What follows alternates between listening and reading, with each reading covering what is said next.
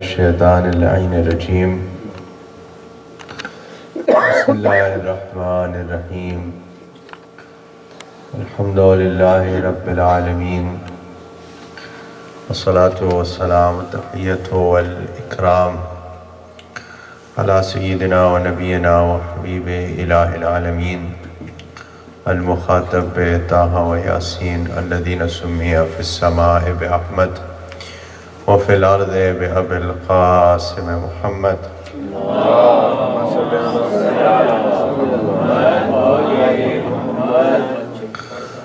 وعلی اہل بیت الطیبین الطاہرین المعصومین المظلومین المنتخبین المنتجبین لا سیما بقیت اللہ فی الارضین روحی و ارواح العالمین آل تراب مقدم الفدا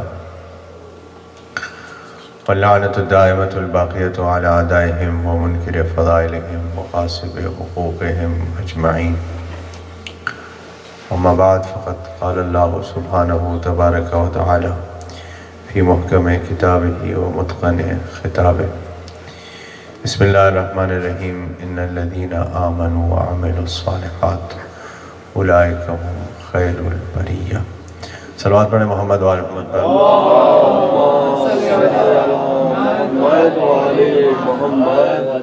امیر المومنین علیہ السلام کی خوشنودی کے لیے ایک بار اور صلوات پڑھیں محمد وآل محمد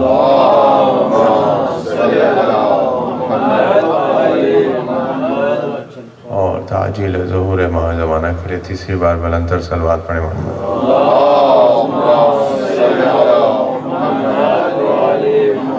عاجل فرج ہمارے آپ کے درمیان سلسلہ گفتگو جو اس آیہ کریمہ کے ذیل میں آغاز کیا گیا تھا، اس کے چھٹے مرحلے میں داخل ہونے سے پہلے ایک مسئلہ، دو مسئلے انشاءاللہ آپ کی خدمت میں عرض کر دیں، اس کے بعد پھر جہاں پر کل بات کو روکا تھا وہیں سے انشاءاللہ جاری کرتے ہیں۔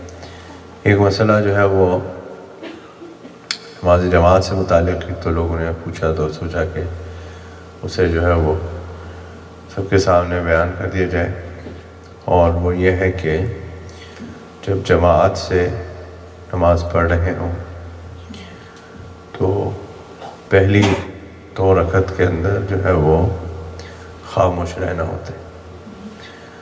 سورہ جب تلاوت کیے جا رہے ہوں تو وہ امام کی ذمہ داری ہے اور مأمون کی ذمہ داری ہے کہ وہ تلاوت کو سنیں۔ باقی اس کے علاوہ جتنے اذکار ہیں رکوع کے اندر، سجدے کے اندر اور تشہد میں، سلام میں، وہ سارے کے سارے پڑھنے ہیں، لیکن اتنی آواز میں کہ برابر والے کو سنائی نہ دے۔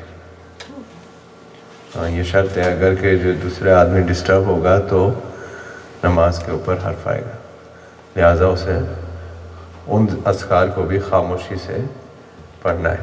لیکن جہاں تک سوروں کی بات ہے تو اسے بالکل خاموش رہ کر کے تلاوت کو سننا ہے۔ یہ ہر نماز کے اندر ہے، خاص کر کے فجر کے اور مغرب کے اور عشاء کے اندر، اور ظہرین کے اندر جو ہے اس میں بھی خاموش رہنے ہی کا حکم ہے۔ ہاں اگر جہاں ظاہر ہے ظہرین میں، ظہر اور عصر میں آہستہ تلاوت کی جا رہی ہوتی ہے جماعت میں بھی، تو اس میں کوئی ذکر پڑھنے کی اجازت ہے کہ سبحان اللہ پڑھ لیں یا الحمدللہ پڑھ لیں، لیکن اسے بھی خاموشی سے وسپرنگ کے اندر ہی پڑھنا ہے۔ یعنی rule for Jama'at is that the first 2 rakat when the surahs are being recited is to remain silent and to listen to the surahs. And in Zuhr Nasr, where the surahs are recited silently by the Imam, then in that scenario, person can do dhikr, Subhanallah, Alhamdulillah, but that also has to be done silently. It shouldn't be audible enough for the person next to it or the Imam to hear that recitation. So that's very important, because if somebody does it loud enough to somebody else hears or the Imam hears, then the Jama'at prayer of that person will become batil. So sawab will be lost. Therefore, if one's doing the prayer in Jama'at, they have to make sure that they listen to the surahs being recited by the imam. دوسرا مسئلہ جو ہم نے گزارش کیا تھا روزے سے متعلق، تو عرض کیا تھا کہ جو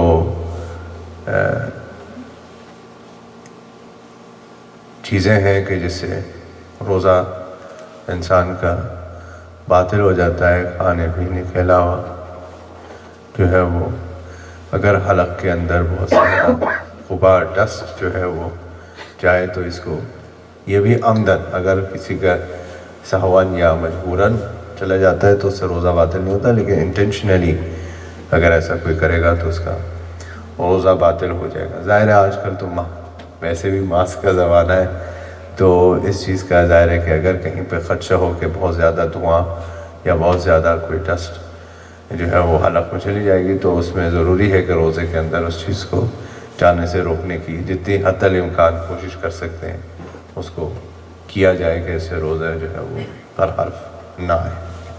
مل کر ایک صلوات پڑھیں محمد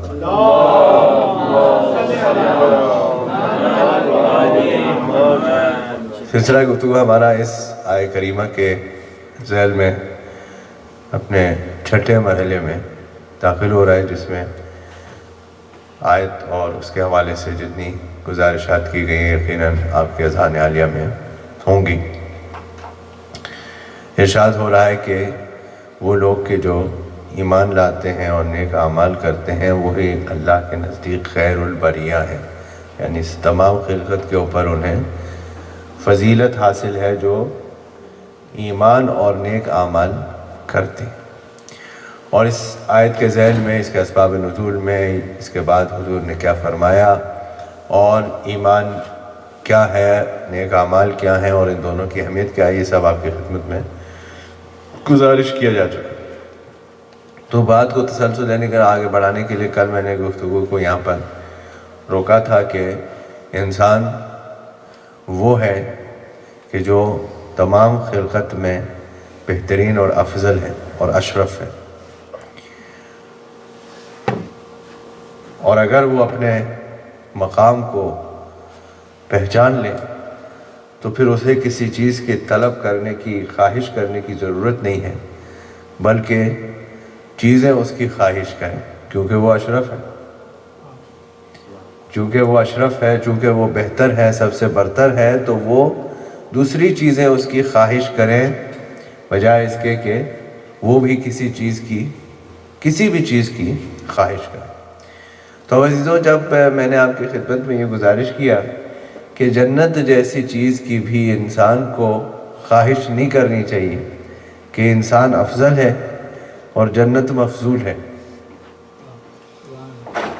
جنت جیسی چیز کی بھی جب انسان کو خواہش نہیں، یعنی گول یہ ہے، معیار یہ ہے کہ انسان اگر اپنے مقام کو پہچان لے تو اسے یہ سمجھ میں آ جائے کہ انسان افضل ہے، جنت مفضول ہے، لہٰذا جو افضل ہے وہ مفضول کی خواہش نہیں کرے گا۔ تو جب جنت جیسی چیز کی بھی انسان کو خواہش نہیں کرنی چاہیے تو پھر دنیا کی خواہش کیسی؟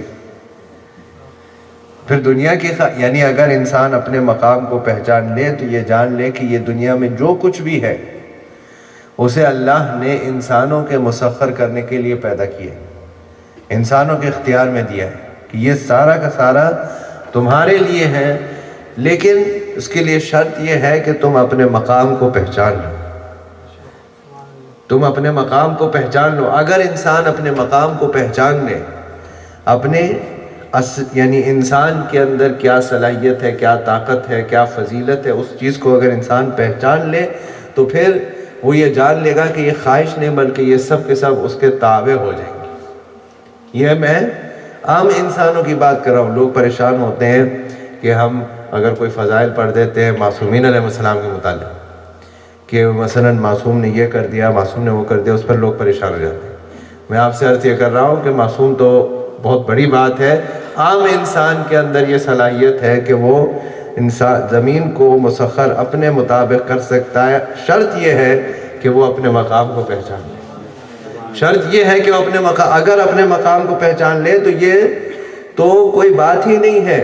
جو ہم معصومین علیہ السلام کے فضائل بیان کر رہے ہیں یہ تو کوئی بات ہی نہیں ہے، عام انسان بھی یہ کام کر سکتا ہے اگر اپنے مقام کو پہچانے. مل کر ایک صلوات پڑھے محمد علیہ.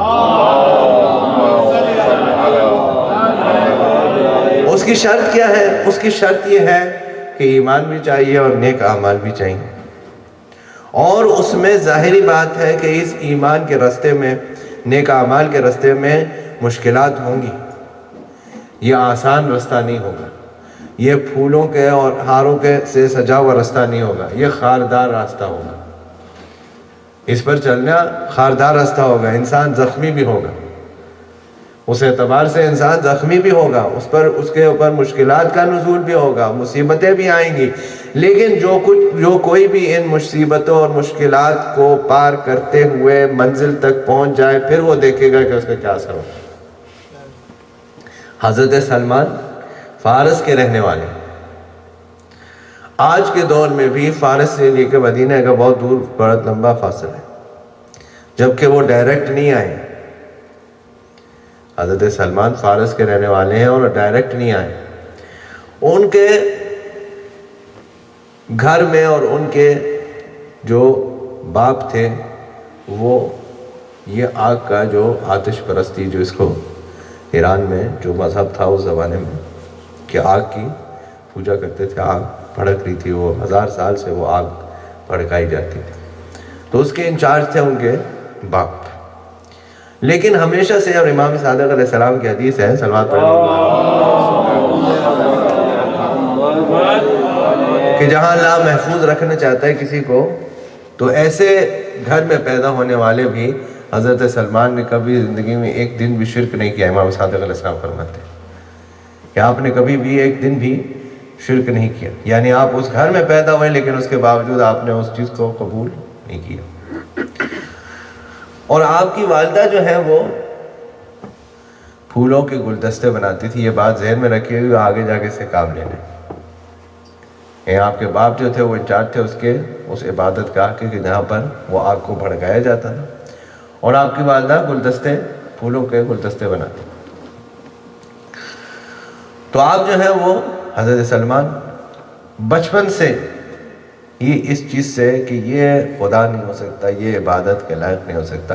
یعنی انسان جو اپنا مقام جانتا ہو، خدا جس کو توفیق دے دے اپنے مقام جاننے کی، وہ یہ جان لیتا ہے کہ اگر کوئی چیز غلط ہو رہی ہے تو اس سے اسے نفرت ہو جاتی ہے. یہ صرف اپنا مقام جاننے کی وجہ سے انسان، کہ یہ کیسے ہو سکتا ہے کہ انسان جو اشرف ہے وہ آگ کے سامنے جھک جائے، وہ آگ کے سامنے جھک جائے، وہ آگ کی پرستش کرنے لگے صرف اس لیے کہ آگ میں سے جو ہے وہ نور نکل رہا ہے، اس وجہ سے آدمی ظاہر کے اوپر چلا جائے.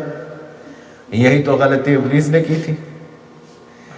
یہی غلطی تو ابلیس نے کی تھی. اس نے یہ کہا تھا کہ یہ مٹی کا بنا ہوا ہے، میں آگ کا بنا ہوا ہوں، تو میں افضل ہوں. حالانکہ اس نے قیاس کیا. امام نے فرمایا سب سے پہلا قیاس کرنے والا ابلیس تھا، اور یہ قیاس بھی غلط تھا، اس لیے کہ آگ مٹی سے افضل نہیں ہے، مٹی آگ سے افضل ہے. کیوں؟ آگ مٹی سے افضل نہیں ہے، مٹی آگ سے افضل ہے. وجہ یہ ہے کہ آگ ڈسٹرکٹیو فورس ہے، مٹی کنسٹرکٹیو فورس ہے. جو کنسٹرکٹیو ہوتا ہے وہ ڈسٹرکٹیو سے افضل ہوتا ہے. تو جو فرمانے تو مٹی آگ سے افضل ہے. لیکن اس کو یہ خیال کیوں ہوا کہ آگ افضل ہے؟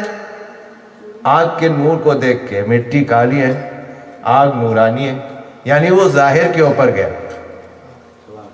وہ اس کے ظاہر کے اوپر گیا کہ آگ نورانی ہے، مٹی کالی ہے، تو اس کا مطلب ہے کہ آگ افضل ہے. حالانکہ اللہ نے پہلے ہی بتا دیا کہ ظاہر کے اوپر نہیں جانا ہے، اس کے صفات کے اوپر جانا ہے. آگ کے صفات ڈسٹرکٹیو اور مٹی کے صفات کنسٹرکٹیو، اس وجہ سے مٹی آگ سے افضل ہے. خیر یہ تو درمیان میں بات آ گئی. حضرت سلمان بچپن سے اس چیز سے متنفر ہے کہ یہ عبادت کا طریقہ نہیں ہو سکتا، یہ صحیح نہیں ہو سکتا. اور اس طرح سے جو ہے وہ گزرتے ہوئے جوانی کے عالم میں آ جاتے ہیں، جبکہ ان کو یہ خبر ہوتی ہے کہ شام میں کچھ لوگ ہیں جو کسی نبی اور کتاب کو مانتے ہیں.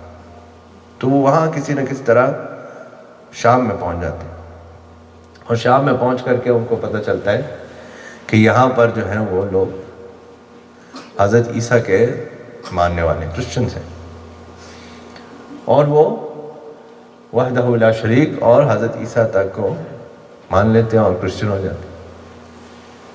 یہ وہ کرسچنز ہے کہ جو یہ نہیں مانتے کہ عیسیٰ اللہ کے بیٹے، ابھی بھی ایسے کرسچنز موجود ہیں۔ ظاہری بات ہے یہ بعد میں وضع کیا گیا کہ عیسیٰ اللہ کے بیٹے ہیں، یہ کرسچینٹی کا اصلی جو ہے وہ مذہب نہیں تھا، بعد میں وضع کیا گیا۔ خیر حضرت سلمان جو ہیں وہ اس والی کرسچینٹی کو قبول کر کے شام میں رہنے لگے اور اسی عبادت گاہ میں، اس مونسٹری میں زندگی گزارنے لگے، جبکہ ان کو یہاں ان کتابیں پڑھ کر کے یہ معلوم ہوا ہے کہ ایک نبی اور آنے والا ہے۔ انہی کتابوں کو پڑھ کر کے معلوم ہوا کہ ایک نبی اور آنے والا ہے، اور وہ نبی مکے میں آئے گا لیکن قیام مدینے میں کرے گا۔ آئے گا وہ مکے میں، اعلان نبوت مکے میں کرے گا، لیکن آئے گا وہ مکے سے مدینے آئے گا۔ تو اب حضرت سلمان شام سے چلیں، دیکھیں فارس سے چل کر شام آئے، کس چیز میں؟ حق کی تلاش میں۔ حق کی تلاش میں گھر والوں کو بھی چھوڑ دیا، اپنے ہاتھ جاننے والے کو چھوڑ دیا، ایک اجنبی ملک میں آ گئے صرف حق کی تلاش میں۔ اب یہاں سے آگے حق کی تلاش میں آگے چلیں۔ اب انہوں نے جو یہ پڑھا کہ وہ نبی مدینے میں آئے گا، تو اب مکے نہیں گئے، اب ڈائریکٹ مدینے آئے۔ ابھی ان کو پتہ چل گیا کہ وہ نبی آ گیا ہے، کسی نے دعویٰ نبوت کیا ہے، وہ مکے میں ہے، لیکن انہوں نے کہا کیا پتہ وہ صحیح نبی ہو یا نہ ہو، کیونکہ کتاب میں تو یہ لکھا ہے کہ وہ نبی مدینے میں آئے گا۔ تو جو انہوں نے مل کے ایک صلوات پڑھے محمد کتاب میں یہ لکھا ہے کہ وہ نبی مدینے میں آئے گا۔ تو شام سے مدینہ قافلہ جا رہا ہے، وہ اس قافلے کے ساتھ ہو گئے، اس قافلے سے کہا مجھے مدینہ لے جائے۔ وہ قافلے والے رستے میں دیکھ کے ان کو کہ یہ طاقتور مضبوط آدمی ہے، تو انہوں نے ان کے ساتھ دھوکہ کیا، اور انہوں نے یہ سوچا کہ یہ اس کو تو ہم بطور غلام بیچ سکتے ہیں، ہمیں بہت پیسے ملیں گے، یہ اتنے طاقت والا آدمی ہے جو اتنا کام کر سکتا ہے، اور یہ مجبور ہے، زبان نہیں پتہ اسے، یہ دوسرے ملک سے آیا ہوا ہے، دوسری جگہ سے آیا ہوا ہے، اس کو ہم دھوکہ دے سکتے ہیں۔ انہوں نے دھوکہ دے دیا، مدینے پہنچ کر کے ایک یہودی سے کہا کہ یہ غلام ہے ہمارے پاس، ہم سے خرید لو۔ وہ آزاد تھے، ان کو غلام بنا کر کے یہودی کو بیچ دیا۔ اب یہودی کے باغ میں وہ کام کرنے لگے، ظاہر مجبور، جب بیچ دیا تو یہودی کے باغ میں کام کرنے لگے، اور یہودی نے جو ہے وہ ان کو چھٹی بھی نہیں دیتا تھا، سات دن کام کرا رہا ہے، مسلسل کام کرا رہا ہے۔ تو جب کہیں یہ دفعہ انہیں یہ خبر ہو گئی کہ اب وہ نبی جو مکے میں تھا مدینے میں آ گیا، تو اب انہوں نے کہا کہ اب کسی نہ کسی طرح پہنچنا ہے تاکہ یہ معلوم ہو کہ آیا یہ وہ نبی ہے کہ نہیں ہے، آیا کہ یہ وہی نبی ہے جن کے متعلق بیان کیا گیا یا نہیں۔ تو انہوں نے کسی طرح سے چھٹی لے کر کے ان نبی کی خدمت میں پہنچے، اور کتاب میں کیا پڑھا تھا انہوں نے؟ کتاب میں یہ پڑھا تھا کہ اس نبی کے 3 صفات ہیں۔ ایک صفت یہ ہے کہ وہ صدقہ نہیں قبول کرتا، چیریٹی صدقہ جو ہے وہ قبول نہیں کرتا، اور ہدیے کو رد نہیں کرتا۔ کتاب میں لکھا تھا کہ وہ نبی ہے جو صدقہ اس کے اوپر حرام ہے، لیکن اگر کوئی ہدیے کے عنوان سے، تحفے کے عنوان سے اسے کچھ دے گا تو اسے کبھی وہ رد نہیں کرے، اور اس کے شانوں کے درمیان مہر نبوت ہوگا۔ یہ 3 صفات انہوں نے کتاب میں پڑھے۔ تو اب وہ کھجور کے باغ میں کام کرتے تھے، کھجوریں تھوڑی سی لے کر کے حضور کی خدمت میں آئے پہلے تھے، اور کہا یا رسول اللہ یہ صدقہ ہے۔ اب جو صدقہ پیش کیا تو انہوں نے دیکھا کہ حضور نے وہ کھجوریں لی اور سارے اصحاب میں بانٹ دی، اور خود کوئی کھجور نہیں لی۔ تو دوسرے دن جو ہے وہ پھر انہوں نے کہا کہ آپ دوسری بات کو بھی ٹیسٹ کر لیں. تو آپ اس دفعہ کھجوریں لے کر آئے. کہا یا رسول اللہ یہ ہدیہ ہے. تو اس دفعہ بھی حضور نے اصحاب میں بانٹا، لیکن ایک آدھ کھجور اپنے لیے بھی رکھ لی. یہ دیکھیں رسول کا کرم ہے کہ وہ صدقے کے عنوان والی تو بانٹ دی تھی، اب ہدیہ والی ساری خود رکھ لیتے. لیکن حضور کی سخاوت نے یہ گوارا نہیں کیا. حضور کی سخاوت نے یہ گوارا نہیں کیا کہ اکیلے کھاتے اور کسی اور کو نہ دیتے. مل کے صلوات پڑھیں محمد علیہ وسلم.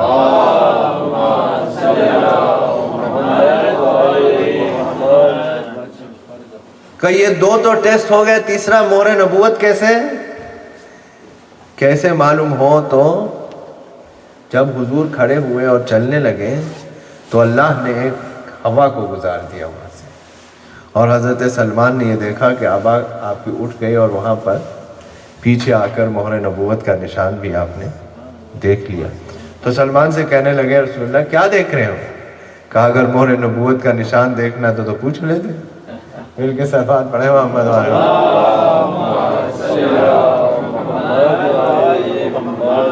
اس طرح سے حضرت سلمان مشرف اسلام ہوئے. اب جو مشرف اسلام ہوئے تو ظاہری بات ہے کہ جیسے آپ کی خدمت نے گزارش کیا کہ محنت مشقت پسند تھے اور جسم و جسمانیات کے مطابق بھی جو ہے وہ مضبوط شخصیت تھی. تو ظاہر ہے کہ وہ لوگ کہ جو خاندانی لوگ تھے اس زمانے میں، یا جن کو اپنے قبیلوں پہ اپنے خاندانوں پر ناز تھا، تو حسد تو ہونا تھا. یہ تو ایک لازمی سی بات ہے. تو ایک مرتبہ لوگ بیٹھے ہوئے تھے مسجد میں، دور سے دیکھا کہ حضرت سلمان آ رہے. تو ایک صاحب نے بات چھیڑ دی کہ میں فلاں قبیلے سے ہوں، اور پوچھا سامنے والے سے آپ کس قبیلے سے ہیں؟ انہوں نے کہا میں فلاں قبیلے سے ہوں. ان سے پوچھا آپ کس قبیلے سے ہیں؟ یہ سب باتیں ہو رہی تھی کہ حضرت سلمان مسجد میں تشریف لے آئے. تو ان صاحب نے چھیڑنے کے لیے، ظاہری بات ہے کہ حضرت سلمان تو فارس کے رہنے والے، کوئی قبیلے کے تو ہے نہیں، تو انہوں نے چھیڑنے کے لیے سلمان سے پوچھا کہ سلمان تم کس قبیلے کے ہو؟ ظاہری بات ہے جو عرب سے نہیں ہے اس کا کوئی قبیلہ نہیں ہو. تو یہ چھیڑنے والی بات کہہ رہے ہیں. میں کہہ رہا ہوں روایت میں نہیں ہے. سلمان پڑھے محمد علیہ. کہ سلمان تم کس قبیلے سے ہو؟ تو سلمان کہنے لگے کہ انا ابن اسلام، میں اسلام کا بیٹا ہوں. میں اسلام کا بیٹا ہوں. نہ میرے پاس شناخت تھی، نہ خاندان تھا، نہ قبیلہ تھا، نہ کچھ تھا. اسلام نے مجھے شناخت دی ہے، اسلام نے مجھے شناخت دی ہے، اسلام نے مجھے مرتبہ دیا، اسلام نے مجھے فضیلت دی ہے. یعنی یہ بتایا کہ انسان کا قبیلہ اسے کوئی فائدہ نہیں پہنچا سکتا. کس قبیلے سے وہ ہے یہ بات اسے فائدہ نہیں پہنچائے گی. فائدہ تو اس کا دین ہی اسے فائدہ پہنچا سکتا ہے. اور یہ بتایا کہ تمہیں اس بات پر ناز ہے کہ تم فلاں قبیلے سے ہو. ناز تو اس بات پہ ہونا چاہیے کہ اللہ نے تمہیں مشرف پہ اسلام کیا ہے. فخر تو اس بات پہ ہونا چاہیے کہ تمہیں ہدایت ملی ہے، مشرف پہ اسلام کیا ہے. اس بات پہ کیوں فخر کر رہے ہو کہ کس قبیلے سے ہو، اس قبیلے سے ہو، اس قبیلے سے؟ صلوات پڑھیں محمد علیہ.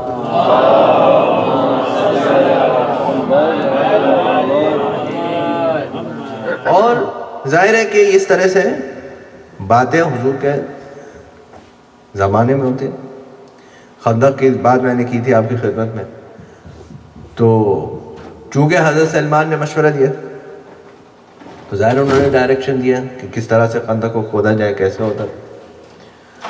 تو بہت سارا کام بھی انہوں نے اس کھودنے کے اندر کیا. ظاہر کھودنے والا کام مشکل، مشقت والا، محنت والا کام ہوتا. بہت سارا کام اس میں انہوں نے کیا. تو جو اتنا کام کیا تو ادھر مہاجرین کھود رہے تھے، ادھر انصار کھود رہے تھے. دیکھا کہ سلمان نے اتنا کام کیا تو مہاجرین میں سے لوگ کہنے لگے کہ سلمان جو ہے وہ ہم میں سے ہے. سلمان ہم میں سے، اس لیے کہ وہ ہجرت کر کے آئے تو سلمان ہم میں سے، اور انصار کہنے لگے کہ نہیں سلمان ہم میں سے، اس لیے کہ سلمان تو مدینے میں آئے، مدینے میں آ کے مشرف اسلام ہوئے، اس لیے سلمان ہم میں سے۔ تو یہ بات حضور تک پہنچی، اسی روز یہ بات حضور تک پہنچی کہ یہ بحث ہو رہی ہے کہ سلمان مہاجروں میں سے ہے یا سلمان انصار میں سے ہے۔ تو حضور نے فرمایا کہ نہ سلمان مہاجروں میں ہے اور نہ انصار میں، سلمان منا اہل البیت، ہم اہل بیت میں سے۔ سلوات پڑھیں محمد والے۔ سلمان تو ہم اہل بیت میں سے ہیں، سلمان ہم اہل بیت میں سے ہیں، اور اس سلسلے میں یعنی یہ بتایا کہ یہ مقام دیکھیں، صحاب تو بہت سارے تھے لیکن یہ فضیلت ایک ہی کو ملی، یہ فضیلت ایک ہی کو ملی۔ اس پر بھی انشاءاللہ ابھی آتے مل کر ایک اور صلوات پڑھیں محمد والے۔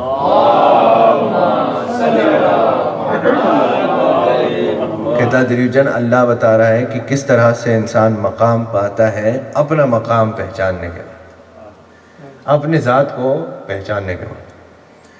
تو ایک دن جو ہے وہ مولا علی اور سلمان ساتھ بیٹھے ہوئے اور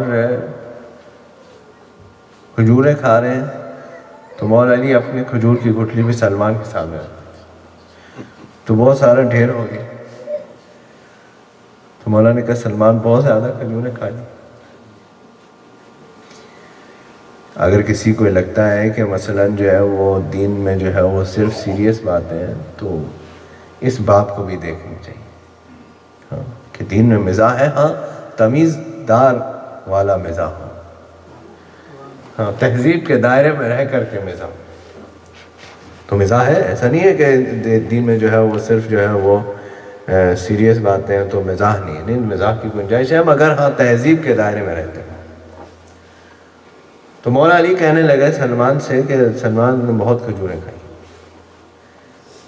تو ظاہر ہے کہ سلمان جب حضور کی خدمت میں آئے تھے تو بعض روایتوں میں 100 سال سے زیادہ کے تھے، اور اگر اتنے نہیں بھی تھے دوسری روایتوں کے مطابق تو بہرحال مولا علی سے عمر میں زیادہ تھے۔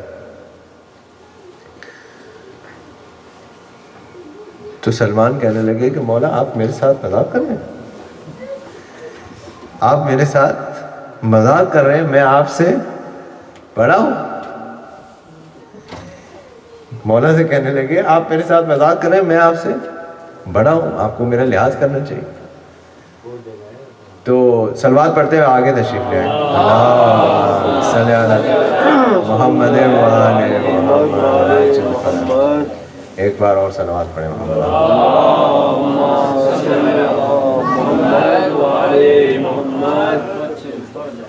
بارے دیگر نعرہ صلوات۔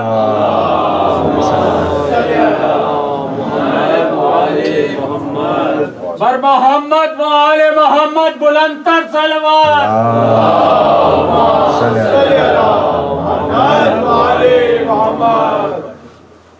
تو مولا سے کہنے لگے کہ آپ میرے ساتھ مذاق کریں، میں آپ سے عمر میں بڑا ہوں زیادہ۔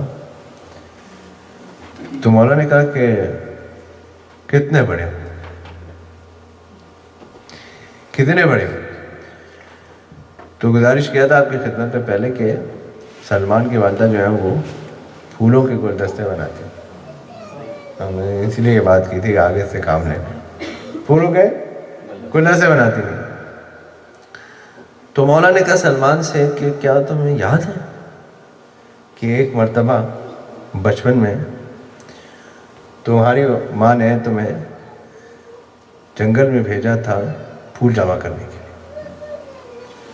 کہا مولا ہاں ایسا تو ہے، پھول جمع کرنے کے لیے بھیجتی۔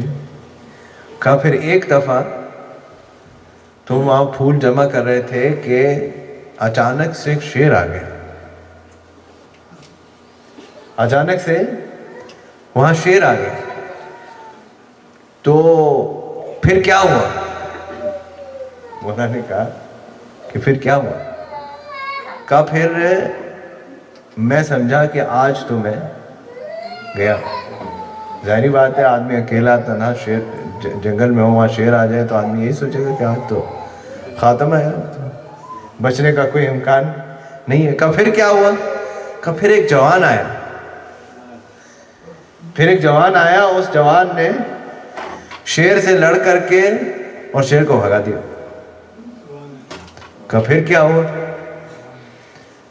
کہا پھر میرے پاس تو کچھ تھا نہیں، بس وہی جو میں نے جنگل میں پھول جمع کیے تھے اس گلدستے کے لیے، وہ میرے پاس تھے۔ تو میں نے اس جوان سے یہ کہا کہ میرے پاس تو کچھ نہیں ہے، بس یہ چند پھول ہیں جو میں نے جمع کیے ہیں، وہی میں نے پیش کر دیا اس کو۔ مولا نے آبا میں ہاتھ ڈال کے کہا یہی تو وہ پھول تھے؟ نعرہ حیدری، یا علی یا علی یا علی مدد، یہی تو وہ پھول تھے جو تم نے مجھے اس دن پیش کیے تھے۔ مل کے صلوات پڑھیں محمد والا۔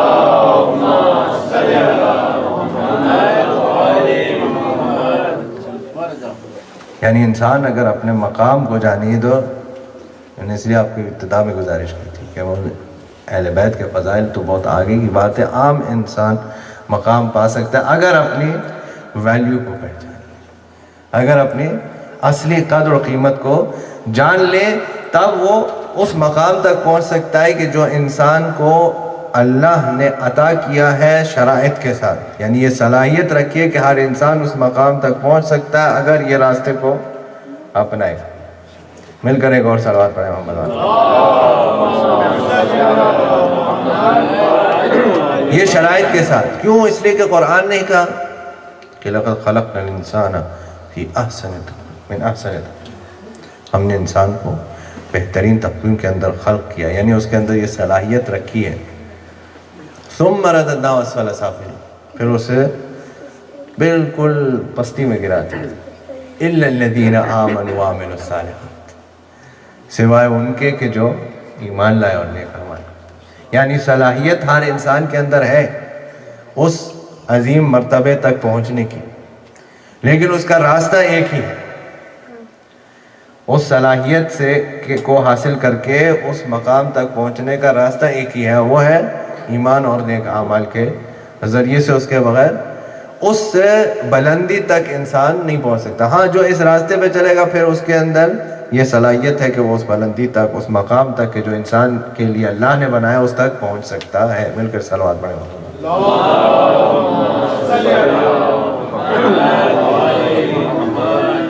تو اس کے لیے مصیبت، مشکلات، پریشانیوں سے گزرنا پڑتا ہے، اور اس میں بھی جو پورا اترتا ہے پھر وہ اس مقام کو پاتا ہے۔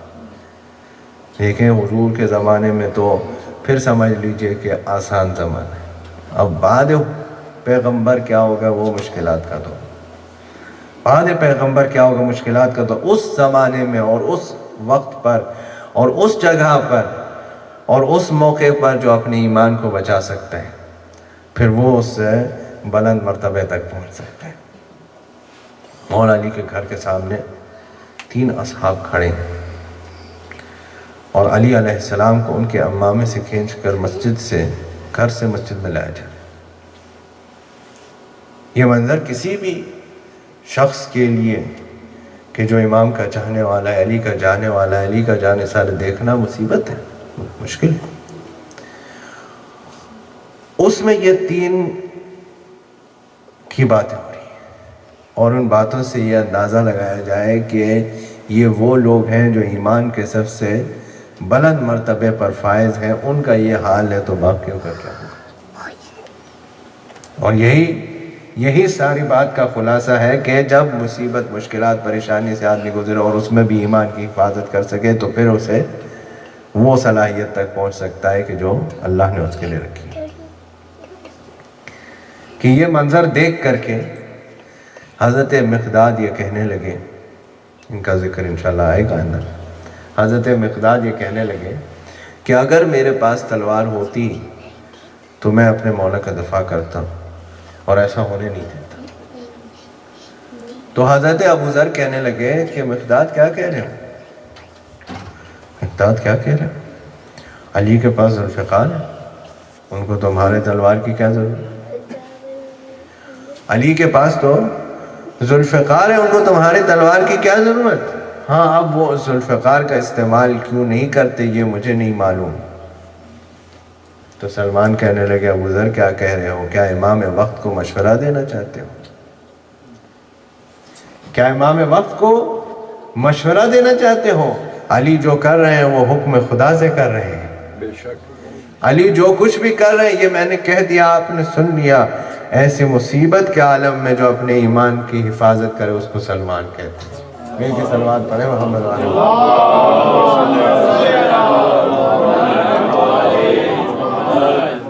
یہ ہر عمل کے پیچھے ایک حکمت ہوتی ہے۔ امام کا کوئی عمل حکمت سے خالی نہیں ہوتا، ہر عمل کے پیچھے حکمت ہوتی ہے۔ جلدی سے سماعت فرما لیجیے، درمیان میں بات آ گئی ہے۔ اسی موقع پر یہ بات یہاں پر یہ کھڑے اصحاب دیکھ رہے ہیں، ایک اور شخص دیکھ رہے ہیں۔ وہ شخص دیکھ کر کے کلمہ پڑھتا ہے اشہد ان لا الہ الا اللہ اشہد ان محمد رسول اللہ۔ لوگ پوچھتے ہیں کہ آج کون سی بات تم نے دیکھی کہ جس کے اوپر تم نے کلمہ پڑھ دیا؟ تو وہ کیا کہتا ہے؟ توجہ فرمائیے گا۔ وہ کہنے لگا کہ میں نے اس جوان کو خیبر میں دیکھا تھا، میں نے اس جوان کو خیبر میں دیکھا تھا، اور میں نے دیکھا تھا کہ کس طرح سے اس نے وہ قلعہ اکھاڑا تھا کہ جو کوئی نہیں اکھاڑ سکتا تھا، اور آج میں دیکھ رہا ہوں کہ اسی جوان کو اسی کے امامے سے کھینچ کر گھر سے مسجد میں لایا جا رہا ہے۔ مجھے یہ یقین ہو گیا کہ اس نے خیبر کا در بھی اللہ کے لیے اکھاڑا تھا، اور آج بھی یہ قبول کیا ہے تو صرف اللہ کے لیے کیا ہے۔ جو کوئی بھی ایسا ہو اس کے پیچھے چلنے کی واقعی لطف آئے گا۔ آج میں کلمہ پڑھ کے اس کے اتباع کرتا ہوں۔ صلوات پڑھیں محمد علیہ وسلم۔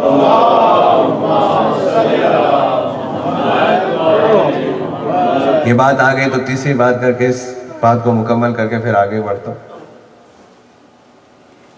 کہ سوال یہ ہے کہ مولا آپ نے دین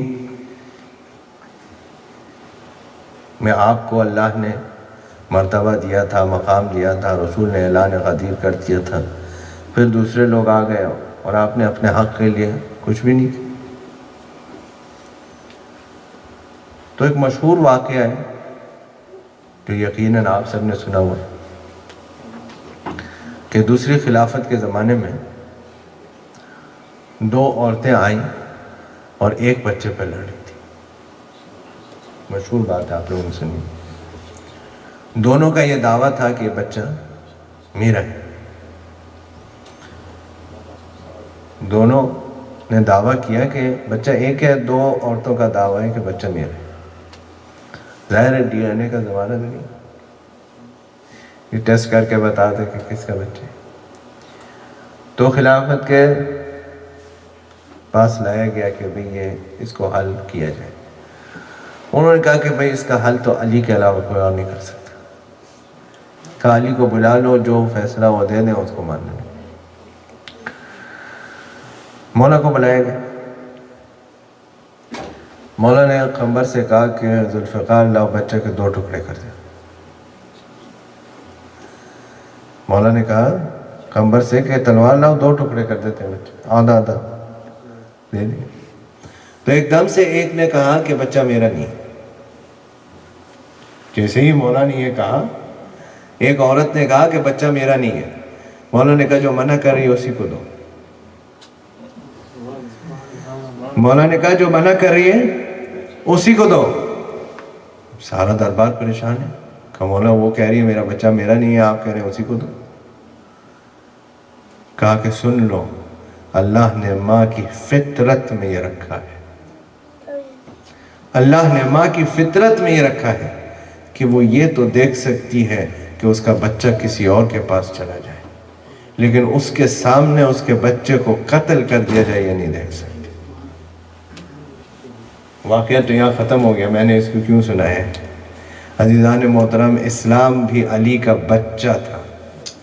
علی نے یہ گوارا کیا کہ وہ کسی اور کے پاس چلا جائے، یہ گوارا نہیں کیا کہ علی کے سامنے اسے قتل کر دے۔ مل کے صلوات پڑھیں محمد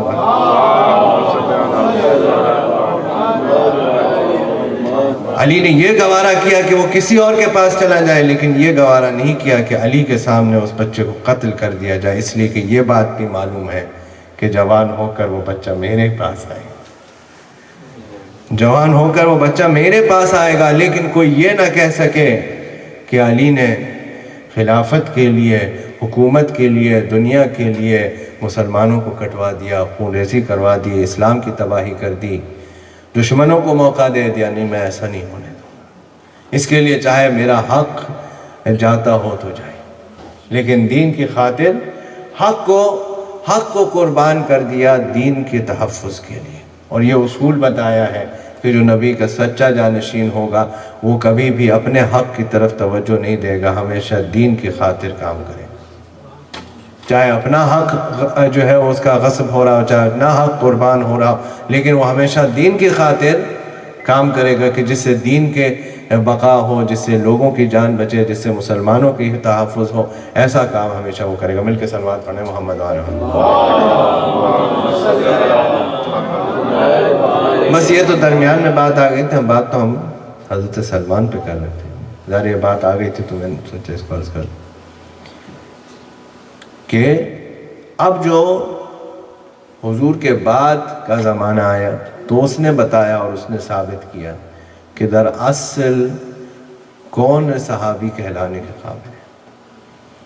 ہاں، لوگ کہتے ہیں شیعہ صحابہ کو نہیں مانتے. نہیں، ہم ہر صحابی کا احترام کرتے ہیں، بس اسے صحابی نہیں سمجھتے کہ جس نے اہل بیت علیہ السلام کے ساتھ وفا نہیں کی. ہاں، ہم نے معیار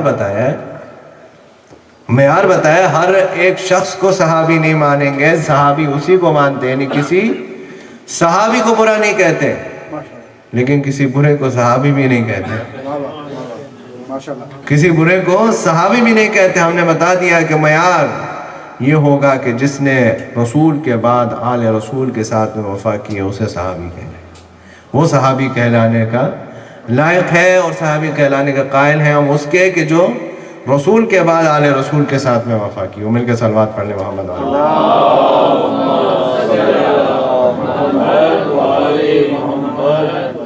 اب زمانہ آگے بڑھتا گیا اور مسلمانوں نے جو ہے وہ فارس کے اوپر بھی قبضہ کر لیا. تو اب ظاہر ہے کہ ایسے شخص کی ضرورت ہے کہ جو اس زبان کو بھی جانتا ہو، اس کے ماحول کو بھی جانتا ہو، اس سے ان کے تقاضوں کو بھی جانتا ہو. تو اب خلافت کو حضرت سلمان ہی نظر آئے کہ جو ان کے زبان کو بھی جانتے ہیں، ان کے ثقافت کو بھی جانتے ہیں، ان کے لوگوں کو بھی جانتے ہیں، انہیں کنٹرول کرنا بھی آتا ہے. تو انہوں نے ان سے کہا کہ آپ وہاں کے والی گورنر بن جائیں گے. تو مولا کی خدمت میں آئے، کہا کہ مجھے کہا جا رہا ہے کہ وہاں کا والی بن جائیں. تو مولا نے کہا کہ بن جاؤ، تم سے بہتر کوئی اسے نہیں سنبھال سکتا، بن جاؤ. وہاں پہنچے تو لوگوں نے شکایت کی.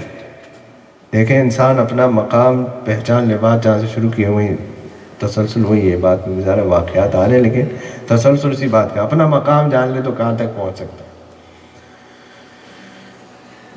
لوگوں نے شکایت کی کہ یہاں پر جو ہے وہ چوریاں بہت ہو رہی ہیں. رات کو سوتے ہیں لوگ، ڈاکہ ڈال دیتے ہیں، چوری ہو جاتی. تو حضرت سلمان نے کہا کہ پریشان نہیں ہو، کل سے نہیں ہوگی. انہوں نے کہا چوریاں بہت ہو رہی، انہوں نے کہا کل سے نہیں ہوگی. سارے حیران ہو رہی تھی. ایک تدریجن کام ہوتا ہے، وہی چوریاں ہو رہی ہیں تو پکڑا جائے گا، سزا دی جائے گی، ہوگا. کل سے نہیں ہوگی. تو شام کے وقت حضرت سلمان نے شہر کے سارے کتوں کو بلایا.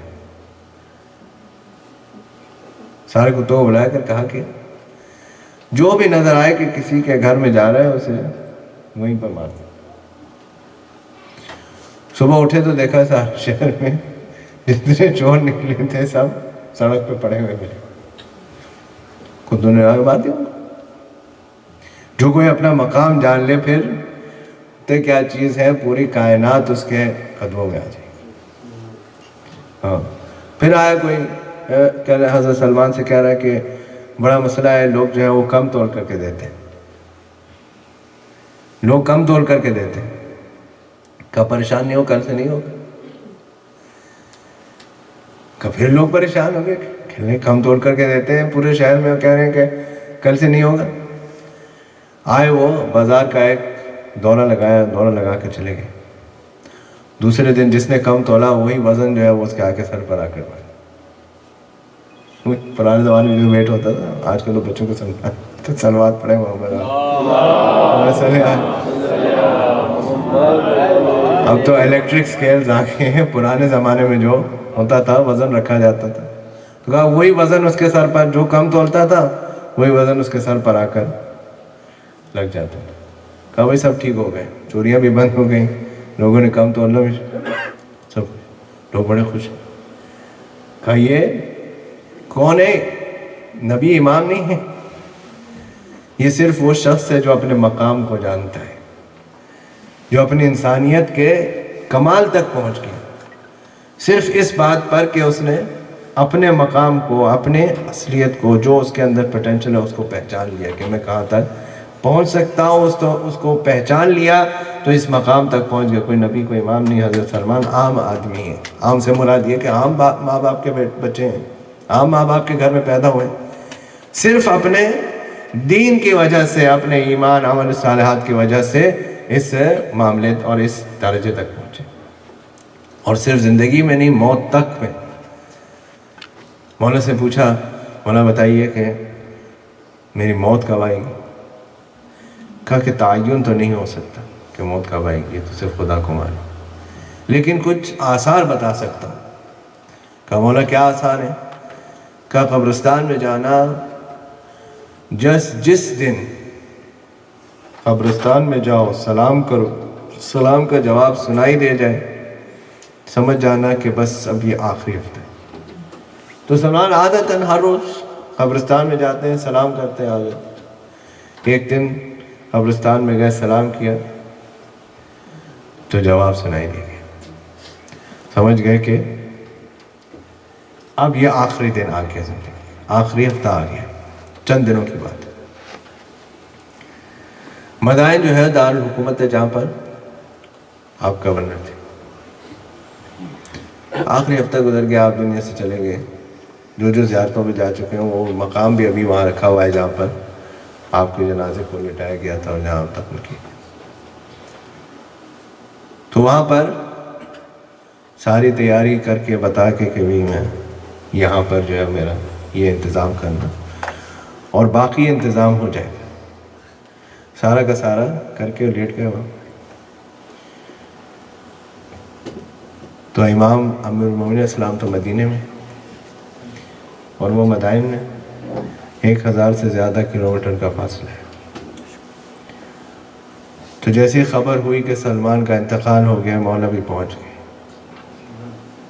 ہاں یعنی آدمی اپنے آپ کو ایسا بنا لے کہ اس کا امام پھر اس کا استقبال کرنے کے لیے آئے. ایسا مقام ہو جائے کہ اس کا امام اتنے دور سے بھی اس کا استقبال کرنے کے لیے آئے. جیسے ہی آئے مولا کو آتا دیکھا تو سلمان لیٹے ہوئے سے کھڑے ہو گئے. یہ امام نہیں ہے، یہ عام آدمی ہے. لیٹے ہوئے مر گئے، کھڑے ہو گئے. مولا نے حکم دیا سلمان لیٹ جاؤ. مولا نے حکم دیا سلمان لیٹ جاؤ. اگر کسی چیز کی ہم نے تعلیم دی ہے تمہیں تو ضروری نہیں ہے کہ دوسرے بھی برداشت کر سکیں. اگر کسی بات کی تعلیم ہم نے دی ہے تو ضروری نہیں دوسرے بھی برداشت کر سکیں. لیٹ جاؤ. لیٹ گئے. عزیزوں بات آج ٹائم ختم ہو گیا. یہی بات ذہن میں رکھیے گا کہ علی امیر المومنین علیہ السلام حضرت سلمان کے جنازے تک کے لیے پہنچے.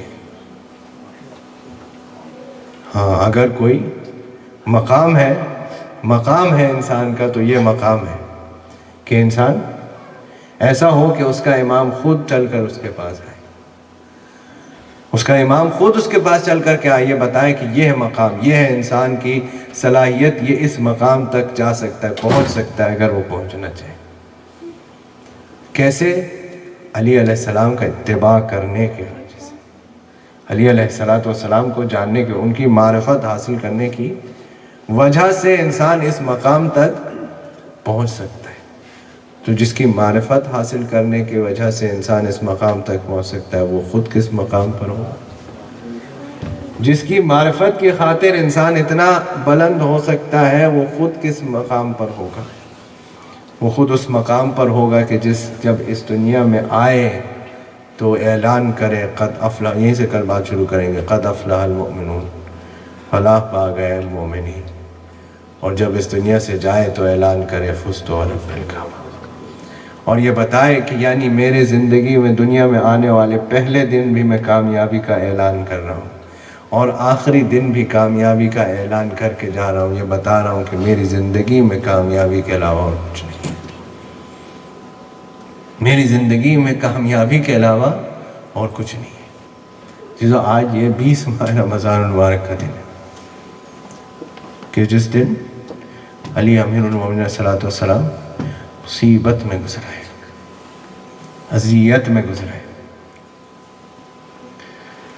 علی علیہ السلام صبح 19 ماہ رمضان المبارک، کل مسائب یہاں پر چھوڑا تھا کہ صبح 19 ماہ رمضان المبارک علی علیہ السلام حذیفہ کو منع کیا تھا، حذیفہ ابن ملجم کو لے کر کے آئے، راستے میں ابن ملجم کو لے کر آئے، رسیوں میں باندھا ہوا ہے۔ علی نے دیکھ کر کہا کہ رسیوں کو ڈھیلی کر دو۔ قربان جائیے ایسے امام کے اوپر کہ جو اپنے قاتل پر بھی ظلم برداشت نہیں کرتا، کہا رسیوں کو ڈھیلی کر دو، کہا اس کا منہ ہوش کو ایسے شربت پلا دو۔ یہ اپنے قاتل پر بھی ظلم برداشت نہیں کرتا۔ علی علیہ السلام نے ابن ملجم کو دیکھ کر کہا کیا میں برا امام تھا؟ کیا میں نے کوئی ظلم کیا تھا؟ کیوں تم نے میرے اوپر ضرب لگائی؟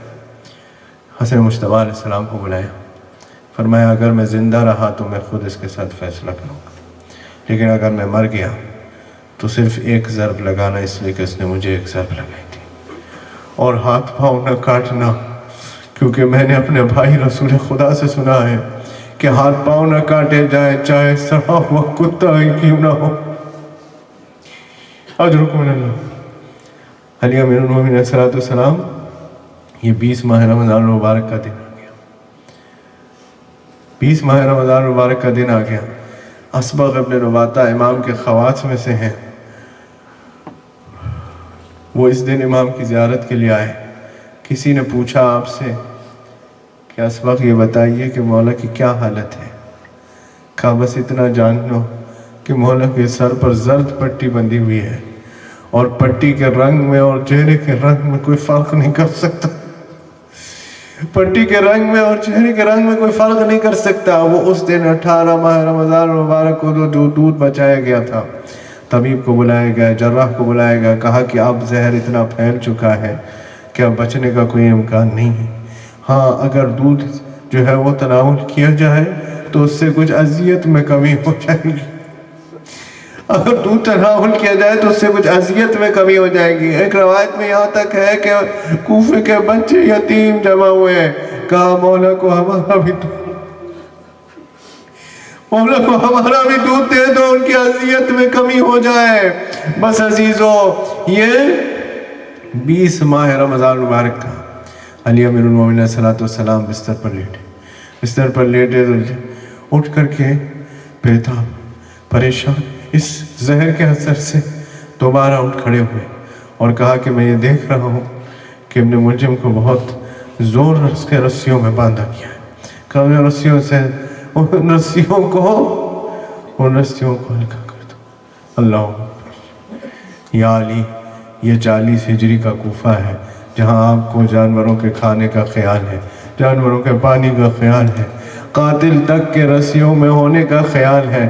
ارے 61 ہجری کا کوفہ ہوگا جہاں اولاد علی کو لایا جائے گا، وہ بھی رسیوں میں اولاد علی کو رسیوں میں باندھ کر کے لایا جائے گا، اولاد علی کو، جہاں اولاد علی کو بھوکا اور پیاسا لایا جائے گا۔ 61 ہجری کا کوفہ ہوگا، اور اس 61 ہجری کے کوفے میں زینب کو ایک منظر یاد آئے گا، جب علی امیر المومنین علیہ السلام کوفے میں وارد ہوئے تھے تو گھر میں آ کر کے زینب کو لے کر کے باہر نکلے اور پہلے چوراہے پر آئے اور کہا زینب یہ کوفے کی پہلی گلی ہے، پھر کہا زینب یہ کوفے کی دوسری گلی ہے، یہ تیسری گلی ہے، یہ چوتھی گلی ہے۔ سارے تعارف کراتے گئے۔ زینب کہنے لگی بابا یہ کوفے کی گلیوں کا تعارف میرے بھائیوں کو کرائیے، مجھے کیوں کرانے؟ کہا زینب میں بتا رہا ہوں ایک دن ہوگا الا ولعنۃ اللہ علی القوم وسيعلم الذین ظلموا أيهم منقلب ينقلبون۔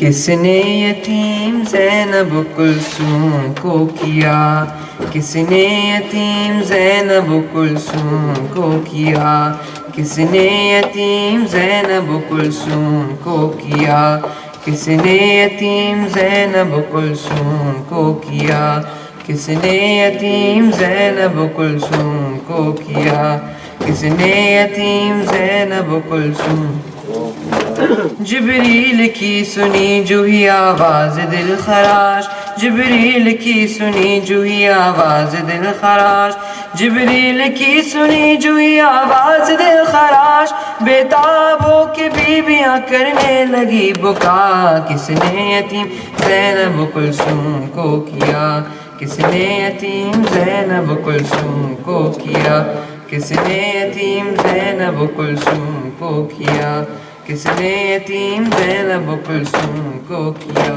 جا کر تو دیکھو مسجد کوفہ میں میں نثار، جا کر تو دیکھو مسجد کوفہ میں میں نثار، جا کر تو دیکھو مسجد کوفہ میں میں نثار، حسنین سے یہ زینب کلثوم نے کہا، کس نے یتیم زینب کلثوم کو کیا، کس نے یتیم زینب کلثوم کو کیا، کس نے یتیم زینب کلثوم کو کیا، کس نے یتیم زینب کلثوم کو کیا۔ پہنچے پسر جو دوڑتے مسجد میں بے حواس، پہنچے پسر جو دوڑتے مسجد میں بے حواس، پہنچے پسر جو دوڑتے مسجد میں بے حواس، دیکھا پدر کو خون میں سر شگاف تھا، کس نے یتیم زینب کلثوم کو کیا، کس نے یتیم زینب کلثوم کو کیا، کس نے یتیم زینب کلثوم کو کیا۔ کرتے وصیتیں کبھی ہو جاتے تھے خاموش، کرتے وصیتیں کبھی ہو جاتے تھے خاموش، کرتے وصیتیں کبھی ہو جاتے تھے خاموش، 1920 کا دن اس طرح کٹا، کس نے یتیم زینب کلثوم کو کیا، کس نے یتیم زینب کلثوم کو کیا۔ پھٹتے تھے سینے بے و یتیموں کے بین سے، پھٹتے تھے سینے بے و یتیموں کے بین سے، پھٹتے تھے سینے بے و یتیموں کی بین سے، ہر گھر میں علیہ علیہ کی تھی صدا، کس نے یتیم زینب کلثوم کو کیا، کس نے یتیم زینب کلثوم کو کیا۔ یا علی مولا یا علی یا علی یا علی یا علی یا علی یا علی یا علی یا علی یا علی یا علی یا علی یا علی یا علی یا علی یا علی رو رو کے علی کیوں لیتے ہیں زینب کا نام مصلی پر، رو رو کے علی کیوں لیتے ہیں زینب کا نام مصلی پر، رو رو کے علی کیوں لیتے ہیں زینب کا نام مصلی پر۔ کیا یاد علی کو آیا ہے بازار شام مصلی پر، رو رو کے علی کیوں لیتے ہیں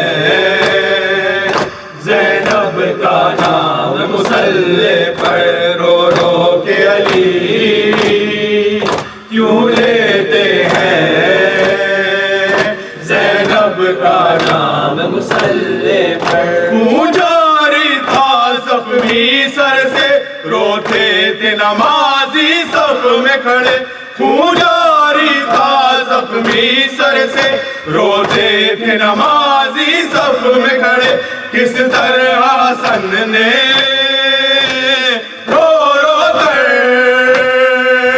کی فجر تمام مصلی پر رو رو کے علی کیوں لیتے ہیں زینب کا نام مصلی پر رو رو کے علی کیوں لیتے ہیں زینب کا نام مصلی پر زخمی پہلو جب یاد آیا زخمی پیشانی بھول گیا زخمی پہلو جب یاد آیا زخمی پیشانی بھول گیا زہرا کی مصیبت پر رویا مظلوم امام مصلی پر رو رو کے علی کیوں لیتے ہیں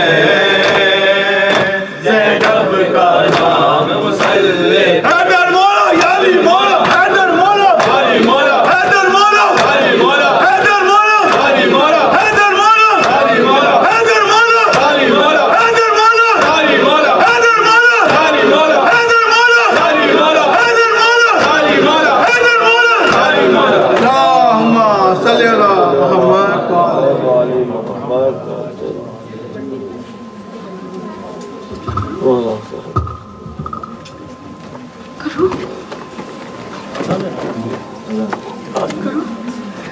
Allahu Akbar, Allahu Akbar, Allahu Akbar, Allahu Akbar.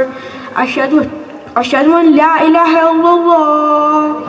Ashhadu an la ilaha illallah. Ashhadu anna Muhammadar Rasulullah.